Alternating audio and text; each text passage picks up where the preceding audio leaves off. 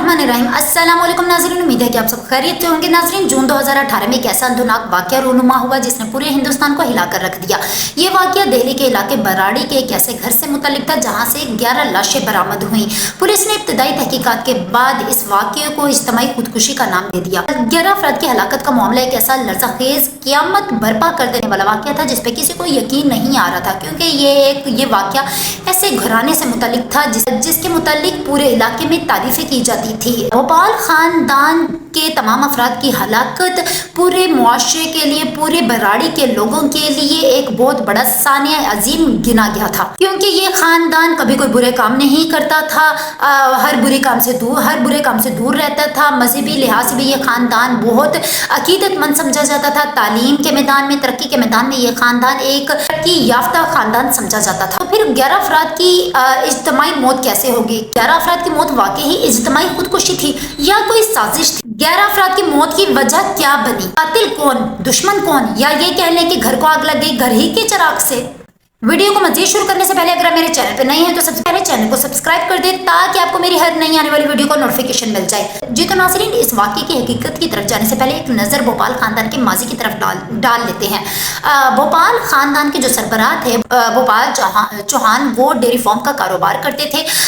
इसके अलावा उनकी करियाना की एक दुकान भी थी। ये पूरा खानदान राजस्थान में रिहाइश पजीर था, बाद में ये दिल्ली में मुंतकिल हुआ।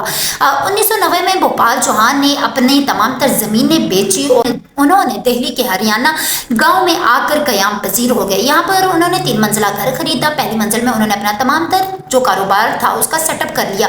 उन्होंने करियाना की दुकान बनाई और इसके साथ ही उन्होंने लकड़ी के कारोबार का आगाज कर लिया। 2004 में एक हादसा रूनुमा होता है जो भोपाल खानदान की जिंदगी को आहिस्ता आहिस्ता बदलना शुरू कर देता है।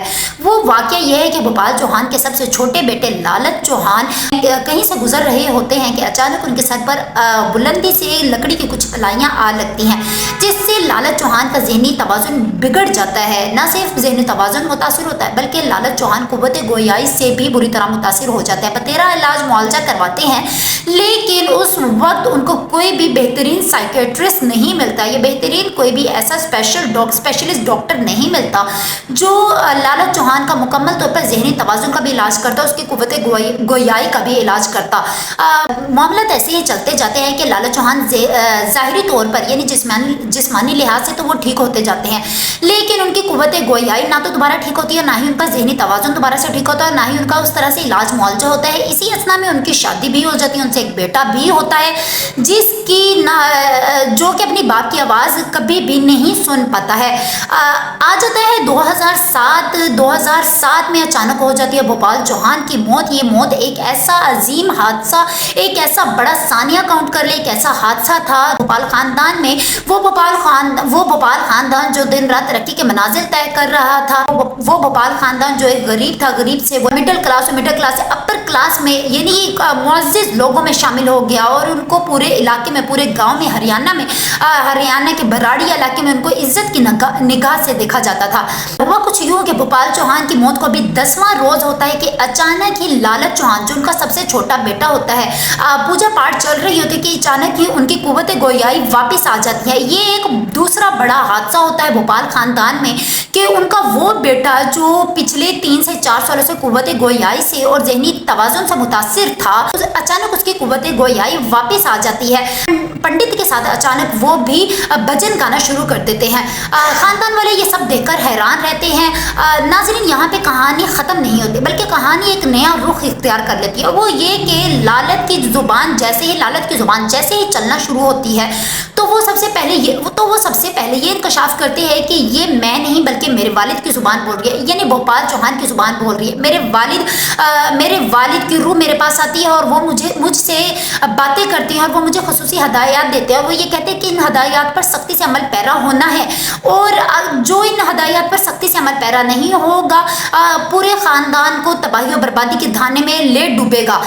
भोपाल चौहान क्या करते थे कि उनको जो भी उनके वालिद की तरफ से इंस्ट्रक्शन मिलती थी थी वो उनको डायरी पे लिखते थे। इस तरह उन्होंने अपने खानदान की भी मुकम्मल 11 डायरीज बनवा ली, 11 अफराद पर मुश्तमिल अपने पूरे खानदान की डायरीज बनवा ली।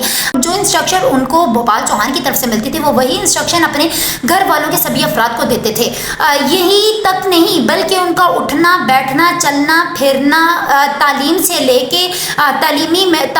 लेके तरक्की तक, कारोबार तक, एक एक चीज़ लालत अपने बाप भोपाल चौहान की दी हुई हदायत के मुताबिक करना शुरू हो गया था। यानी वो आहिस्ता आहिस्ता अपने खानदान के सभी अफराद के जहनों पे बुरी तरह से मुतासिर हो रहा था। यानी उनके दिमागों को अपने शिकंजों में ले रहा था। नाजरीन, भोपाल खानदान वो जिसने भोपाल के होते हुए तरक्की के मनाजिर बड़ी तेज़ी से तय किए, अब वही भोपाल खानदान जो अब लालत की ज़ुबान के ज़रिए बताई हुई भोपाल की हदायत पर भी सख्ती से अमल पैरा है। वो ये ख़ानदान मज़ीद दिन दुगनी रात चुगनी तरक्की करता जाता है। जुआ, शराब नोशी, वो तमाम बुराइयाँ ये छोड़ देता है जो मुआशरे में चलती फिरती आम थी। मज़हब से भी बड़ा लगाव इनका शुरू हो जाता है। जून 2018 आ जाता है। नाज़रीन, ये वो जून 2018 है जो भोपाल ख़ानदान को ले डूबा, जिसने भोपाल ख़ानदान को ख़त्म करके रख दिया। वो यही था कि लालत ने पिछली 1.5 दिहाई से अपने पूरे ख़ानदान वालों के ज़हनी तवाज़ुन को मुकम्मल तौर पर अपने शिकंजे में कर लिया था। उनके जहनों पर सवार हो चुका था, सिर्फ अपने बाप के नाम पर, सिर्फ अपने बाप की बताई हुई हदायत के नाम पर। जून 2018 में लालत अपने घर वालों को ये कहता है कि मेरे वालिद साहब यानी मेरे बाबा भोपाल खान मुझसे मिलते हैं। उनकी रूह मेरे पास आती है। वो ये चाहते हैं कि वो अपने घर के सभी अफराद से मिले। वो आप सबसे मुलाकात करना चाहते हैं और उनकी मुलाकात सिर्फ इसी सूरत में है कि हमारी घर की तीसरी मंजिला जो इमारत है वहाँ पर एक कमरा बना हुआ है। उस कमरे में कुछ जंगले लगे हुए हैं। आप सब ने करना ये है कि वहाँ पर जाकर एक एक करके आप सब ने रस्सी अपने गले में डालकर खुद को वहाँ पर लटका लेना है। लेकिन आप लोग मरेंगे नहीं। मरने से पहले बाबा जान आएंगे, वो आपको फौरी वहाँ से बचा लेंगे। सिर्फ आपसे मुलाकात करना चाहते हैं। आप में से कोई नहीं मरेगा। भोपाल लालत मुकम्मल तौर पर एतमाद में लेता है, सबको यकीन दहानी करवाता है और बिलाकर सब इस बात को तस्लीम कर लेते हैं कि बिला हमसे दादा जान कह लें या बाबा जान हमसे मिलेंगे, वो हमसे मुलाकात करके वापस चले जाएंगे। इसके बाद लालत समेत घर के सभी अफराद छत में बने हुए उस कमरे में जाते हैं जिसके मुतालिक लालत ने उनको बताया था। वहाँ जाकर वो एक एक करके सभी अपने गले में रस्सियाँ डालते हैं और स्टूल पर खड़े हो जाते हैं। उनको मुकम्मल यकीन होता है कि अभी उनके दादा जान या बाबा जान आएंगे और उनको बचा लेंगे, लेकिन कोई नहीं आता और एक एक करके सभी मौत के घाट उतर जाते हैं सवाए ठुकराइन इस बात से इत्तफाक नहीं करती हैं कि मैं इनके साथ गले में फंदा डालकर खड़ी स्टूल पर चढ़ जाऊं। जब 10 के 10 लोग अपने आप को मौत के घाट उतार लेते हैं, ये मामला बज़ाहिर तो ख़त्म हो जाता है, लेकिन कहानी एक बार फिर नया रुख इख्तियार कर लेती है। वो ये कि 1 दिन 2 दिन 4 दिन 1 हफ्ता गुजर जाता है। आसपास के लोग ये नोट करते हैं कि इस घर से कोई भी फर्द ना अंदर आ रहा है ना जा रहा है। बिलाखिर पुलिस को बुलाया जाता है, घर का दरवाज़ा खटखटाया जाता है। जब दरवाज़ा नहीं खुलता तो दरवाजे को तोड़ा जाता है, घर के अंदर दाखिल हुआ जाता है, मुकम्मल घर की छानबीन की जाती है। उनको कुछ नहीं मिलता तो पुलिस इन्वेस्टिगेट करती करती छत के उस कमरे में जाती है और वहाँ हैरान रह जाती है ये देख के कि घर के सभी अफराद लटके हुए हैं छत के साथ और सब ने अपने गले में फंदा डालकर मौत के घाट उतार लिया। पुलिस इब्तदाई तहकीकात में तो इसे खुदकुशी का नाम दे देती है, लेकिन इज्तिमाई खुदकुशी कैसे हो गई पुलिस को ये मामला सुलझाने में ज़रा मुश्किल हो रही थी। GIT टीम तश्कील दी जाती है जो इस पर मुकम्मल इन्वेस्टिगेट करती है। दौरान तफ्तीश पुलिस को एक कमरे से 11 डायरीज मिलती है, वही डायरीज जो लालत भोपाल वक्तन फ़वक्तन घर के तमाम अफराद से लिखवाता था और उसमें ज़रूरी हदायत अपने बाप की जानिब से दी हुई ज़रूरी हदायत तहरीर करवाता था और अमल दरामद करवाता था। वही डायरीज उनको मिलती है, लेकिन उनमें सबसे अहम डायरी लालत भोपाल की होती है जिसमें तमाम तर कहानी का खुलासा लिखा होता है। पुलिस को तब पता चलता है कि 11 अफराद की हलाकत का मामला क्या था।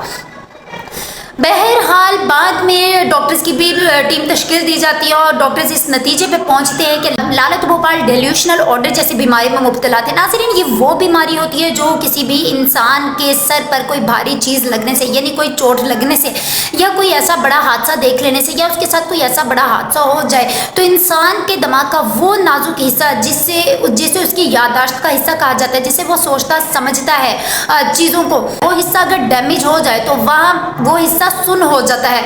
अगर सुन्न हो जाए तो वहाँ पे ब्लड की सर्कुलेशन रुक जाती है। जब ब्लड की सर्कुलेशन रुक जाती है तो इंसान का ज़हनी तवाज़ुन बिगड़ जाता है और जब ज़हनी तवाज़ुन बिगड़ जाता है तो फिर आपके सामने ही है कि वो अपने आप को ना सिर्फ तकलीफ पहुँचाता है बल्कि अपने से जुड़े उन तमाम लोगों को तकलीफ पहुँचाता है जो उसके साथ उठते बैठते चलते फिरते यानी एक जगह पे रहते या उससे मिलते जुलते हैं।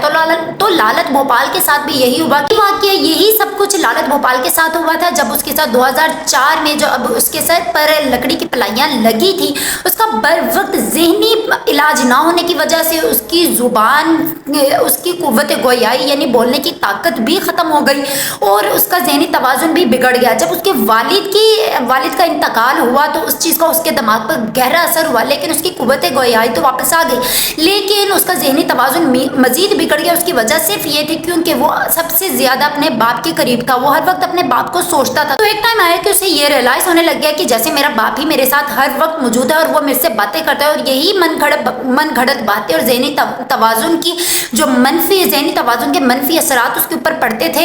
इन्हीं मनफी असरात की बिना पर वो खुद से मन घड़त बातें और हदायत लिख लेता था जिसका नुकसान पूरे ख़ानदान को भुगतना पड़ा। नाज़रीन, आपको ये कहानी बताने का मकसद सिर्फ ये है कि आपके आसपास भी बहुत से ऐसे लोग होंगे जो डेल्यूशनल ऑर्डर जैसी बीमारी में मुब्तला होंगे, जिनका ज़हनी तवाज़ुन ख़राब होगा, जिनका ज़हनी तवाज़ुन बिगड़ा होगा।